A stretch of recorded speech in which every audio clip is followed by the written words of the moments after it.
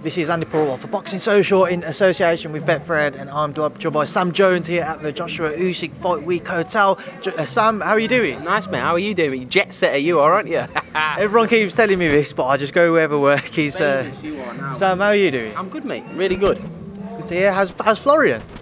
He's probably upstairs punching a wall somewhere. No, he's really good. He's really relaxed and excited for his fight on Saturday. He was saying to me earlier he feels it's important to make the most of his opportunity. 60,000 fans at Wembley. He says he expects a minimum of 2,000 of his own to be there, if not 3,000-4,000. Yeah. How important is it of an opportunity is this for Florian to make that statement, like he said? Going to his fans first, I don't know how many is going to be there because when Florian got put on the card, the show was already sold out. So the fans would have bought whatever's on the resale for big prices. But I do imagine there'll be a lot of Albanians there and at the weigh-in, so looking forward to that. And yet Florian's bang on right. When you get given an opportunity like this, and honestly thank you to 258, Freddie and KD and Eddie for getting him on this show, because it's a huge stage for Florian to be on, and you've got to make the most of your opportunities. The last time he was on an AJ undercard, it didn't really go to plan, not from any fault of Florian's. It wasn't a great performance, but it was a big injustice. He didn't deserve to get a draw out of that fight, but it is what it is. You move on. He had a great performance against Ryland Charlton, and he's going to build on it with this fight. And I honestly believe that this fight doesn't go past 6 rounds. Florian said to me he sees Saturday night as the beginning of his career now. He sees it as his chance to go to 1-0. Do you agree with that? Yeah, 100%. Like on this stage now, he's kind of done what he needs to do at that level. This stage now, it's made for Florian, and as I say, I really, really fancy him to be. I think it'll be the fight of the night, by the way. You think he'll steal the show ahead of, obviously, AJ-Usyk? Yeah, you can't steal the show, because no matter what happens, AJ's a phenomenon, and I expect AJ to win that fight. That's another conversation. But I'm talking about the best fight on the show, the most exciting fight on the show. I believe that will be the most exciting fight. What challenges will Maxim Prodan present to Florian then that he hasn't previously had to come up against? Well, I don't know. He's undefeated, so he doesn't know how to lose. He's heavy-handed, so he's going to come and try and knock Florian's block off, isn't he, for however long he's in there. But I don't think he's been hit as hard. Well, I know he's not been hit as hard as what Florian's going to hit him on Saturday. And I think he's going to be so shocked with Florian's power. Sam, there's obviously a lot of talk about the domestic welterweight, seeing so many potential fights to be made. Yeah. What is the next step for Florian, provided Saturday goes to plan? Exactly. I don't really want to talk about what's next for Florian, because it's like you're overlooking somebody like as Prodan. Like, I think, what is he, 16, 17-0, something like that, with 19-1. So like, no, he's not. One draw. He's not lost. So I don't really want to disrespect Prodan in the sense of kind of overlook him, but there's going to be some huge nights for Florian if he comes past this. Obviously, the Conor Ben fight always gets talked about. I believe that fight will eventually happen down the line, but it's not in the immediate future. Conor's doing his thing, Florian's doing his thing, and hopefully they'll be on a collision course. I mean, naturally, obviously, I am going to mention some of these names. Just get your thoughts on them. As you mentioned Conor Ben there, are you confident the pair of them do cross paths? Because speaking to Florian earlier, he was a lot more kind of, if it happens, it happens. You don't know, Andy, because listen, not that I think this is going to happen, but Conor Ben wants to fight for a world title. Like, well, he says he does. He wants harder fights, and I think Matchroom are doing really well with how they're matching him. But ultimately, if he does come up like against a Sean Porter, like he wants to fight again, I don't believe he beats Sean Porter. I mean, I think he would. I think Conor's vastly improved, but I personally think Florian's a great fight for him right now. But I understand why he wants to go for an Adrian Broner, an Amir Khan, like a well-picked fighter, if you know what I mean. That's in the decline. What did you make of his performance against Adrian Granados? I didn't mind his performance against Adrian Granados, because I think Granados was really negative in that fight, and it's impossible to look good against somebody like that. Like he was a world-class runner, Granados. He was a world-class survivor, and I thought Conor did well, to be honest with you. The pair of them do eventually cross paths. How would that fight play out? Is it only one way it would end with regards to a stoppage, whether it be Florian or in Conor's case? Correct. What I was just about to say. It's not going past 6 rounds if Florian fights Conor, because of their styles. They'll both meet each other in the ring, bombs away. Conor can clearly punch, Florian can punch. Someone's getting knocked unconscious, aren't they? Sam, of course, I want to get your thoughts on the headline event. Joshua-Usyk, what's your take on it? Only a few days away. I just think, as I've said all the way through, I think it's important AJ needs to break Usyk's rhythm as early as possible. Because I think the longer the fight goes on, I would actually favour Usyk if he gets into a rhythm and starts getting comfortable in there. I think Anthony Joshua needs to impose his size and make it as uncomfortable as possible for Usyk in there. As we've drawn nearer towards fight night, I've certainly seen a lot more people over social media make it a closer contest than when he was originally announced, and people edging towards maybe a Usyk points or even a late stoppage fight in Alexander's favour.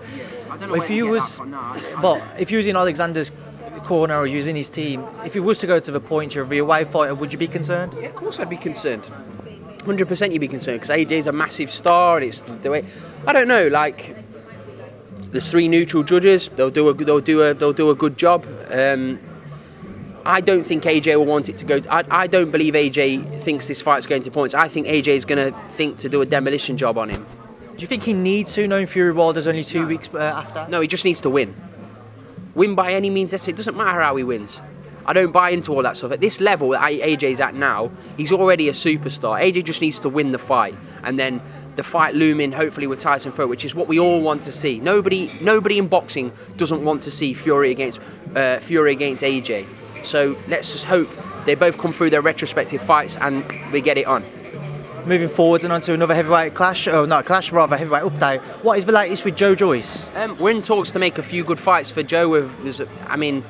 As far as my understanding, when I spoke with Frank last, Frank and George, the Ortiz doesn't want the fight. Joseph Parker was offered more money to fight Joe than he was to fight Derek, and he chose to fight Derek, so good luck to Joe Parker.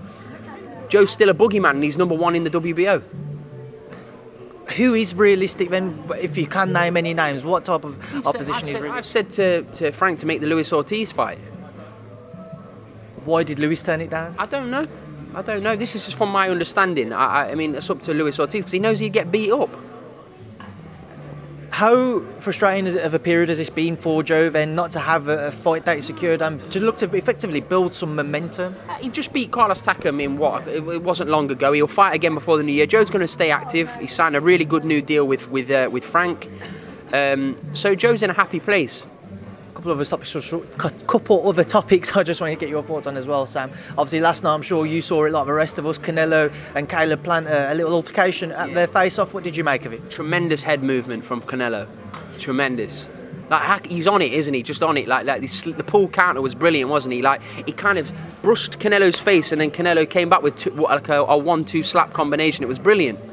That cut underneath Canelo-Plant's right eye now, what would you... I zoomed in, and it was like more of a... from where the glasses pushed into his face, it was like a bit of a scratch more than a cut, so I think he'd be fine. I was about to ask though, but what if you're in Canelo-Plant's team, or if you are Canelo-Plant, psychologically, do you overthink that going into kind of that fight in 6 weeks' time? No, whatever happens, happens. And I think the more you annoy Canelo, the better he is. So I think if they're trying to play that tactic to piss Canelo off, I think that's the wrong tactic, because Canelo, in my opinion right now, Canelo's the best fighter in the world, and I think he's as close to as unbeatable as anyone else in the world right now. It's interesting you say that. Obviously, with Callum Smith, we saw a very respectful build-up between the pair of them. Yeah. Billy Joe tried to get underneath his skin a bit, and his team did as well. Yeah. Do you think maybe Caleb saw something which he might want to try to take advantage of? I really don't know. I just think... I've met Caleb-Plant a couple of times. He's a really nice, really nice, cool guy, Caleb. So I was kind of surprised at the way that built-up. But I think Joe, when he was tweeting stuff about Canelo's past with the failing of the drug test, Canelo, it was actually quite refreshing to see someone actually say that to his face rather than just tweet about it. Like, Caleb actually stuck it on him and said, this is what I think about Reynoso, Valdez, and I thought, fair play. I thought the build-up was fantastic. I thought it was a brilliant press conference. I mean, you don't want to see swing, but it's exciting. Fans want to see that stuff, and ultimately that's what they'll pay for, and I for one am really looking forward to watch the fight. You mentioned Crawford-Porter earlier. What's your take on that now that it's officially been announced? Just a great fight, and it's a fight that Sean Porter needs all the credit in the world, because he will literally fight anybody. He's a proper warrior, Sean Porter. I really respect him. He's always in exciting fights. He's great value. Terence Crawford, who I think is the best welterweight in the world, deserves this kind of fight now, because he's kind of... People have said, he's not fought this, it's not out of his own fault. I know Terence Crawford would fight any of those guys, but he's not been allowed to, due to the politics in boxing, as we call it.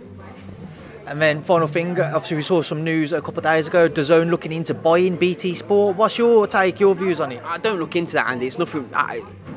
It doesn't really concern me. Do you know what I mean? Like, it is what it is. If that's what's going to happen, that's what's going to happen. But I don't really have an opinion on it, if I'm honest. It's Fair enough, Sam, and we will leave that there now, and I'll leave you to enjoy the rest of your day. Good luck on Saturday with Florian, and of course the rest of your fighters moving forward. So thank you for speaking to Boxing Have a Social. lift on your private jet home, Andy. I'll have a word with Rob first. Yeah.